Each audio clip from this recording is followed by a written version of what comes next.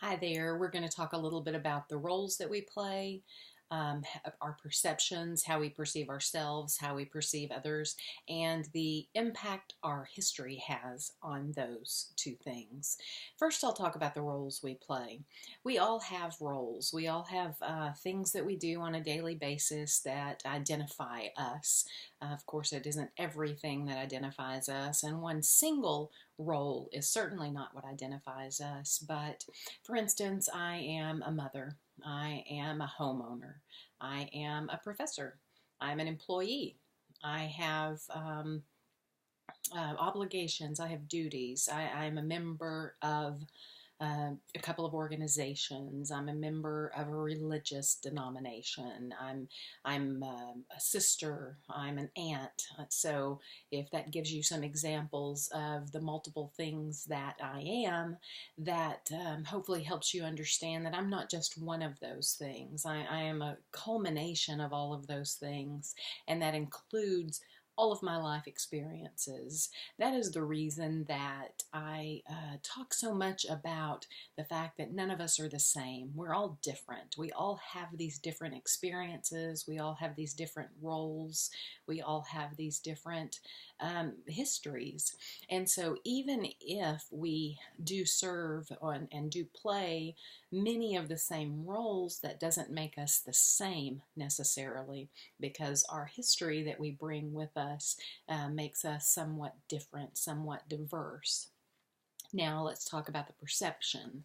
Perception generally says that if someone is similar to us because of roles, because of some of the things that are similar about them, we will likely perceive them in a certain way, and that can often be negatively or positively. If someone is dissimilar to us, if someone is similar to someone we've known in the past, for instance, that we didn't like, and they were like that person in a way, race, age, religion, sex, sexual orientation, from a particular neighborhood, if we've ever had a negative experience with someone that had a similar history or a similar role, we often perceive them as negative. And we make that decision often without even finding out who that new person in front of us is. And that is how our history can negatively impact our relationships today. We make decisions about other people based on our experience, not on who the actual person is. So if I meet someone new and I am making a decision about them through my perceptions, and that's based on my history, then I really do lose an opportunity to get to know somebody for who they are and get to know possibly a new friend. Especially whenever you get to college, if you are collegiate aged and this is the first time you've gotten to experience making many of your own decisions, being out of the house perhaps, away from other people who have taught you your beliefs up to this point, you often miss out on an opportunity if you immediately turn people away or choose not to engage in conversation simply based on roles people play, who people are, and you're basing that on your history. So if you can think, there's many ways that we do that. So, but if you can think of like a certain area of town that you deem bad, that people who are bad come from that part of town or part of the state, part of the country, part of the world, and you meet someone from that quote unquote bad part of town, state, region, country, world, then you are probably going to cut off the opportunity to get to know that person for who they are, because you've already made up all these stories about who they are. We do that often, and I'll give you an example. As you're driving down the road and someone cuts you off because they have to get off at an exit that is, just pending, just right there. And that happens. Certainly, if you drive on I-35, you see that happens. What's your response to that? And what story do you make up about that event? Sometimes I hear people make up stories like, that person knew that they had to uh, exit. They knew 5 miles back when we saw the first sign that they needed to exit. And instead of slowing down and getting behind me, they sped up and went in front of me because they saw my blinker, or they didn't use a blinker.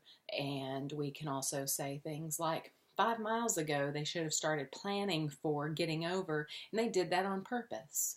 They did that on purpose. I was going faster and they sped up. And whenever I slowed down, they slowed down. And, we make all these stories up and we don't even know who that person is or what their motives are. We have no idea. Likely, if we pulled over and got out of the car, which I don't recommend, but if we did and had a conversation about what was the reason that happened, we would hear we would hear a story much differently than the one that we create in our own minds.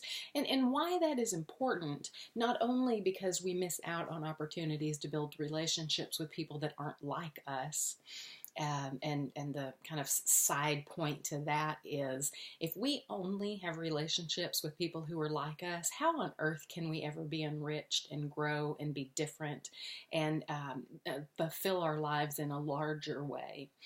But the other reason is that we often use those opportunities to get angry. We often use those opportunities to increase our stress.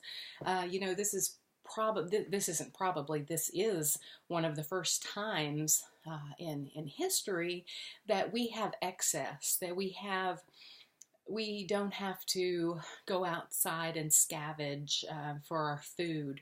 We don't have to we are not hunters and gatherers anymore. We're not living day to day in America for the most part just to survive. So our fight or flight responses are to things like a comment someone made to us on social media, or a comment on someone else's, like a news release that someone made on social media, or what someone said, or how someone looked at us, or choices other people made. And those are the things that we are allowing to have that fight or flight response to. And our stress levels are higher than they've ever been. So we have more than we've ever had, yet we're more stressed than we've ever been.